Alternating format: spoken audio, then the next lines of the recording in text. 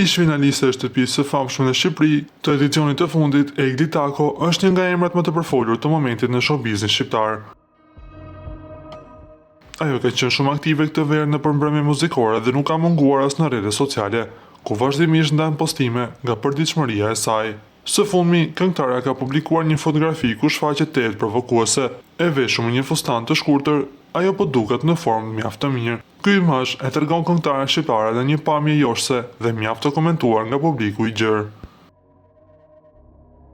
Siç e thamë dhe më lart, Egli Tako është pranë fansave të saj në çdo moment. Ajo ka ndarë me ndjekësit momente nga udhëtimi i saj në Turqi.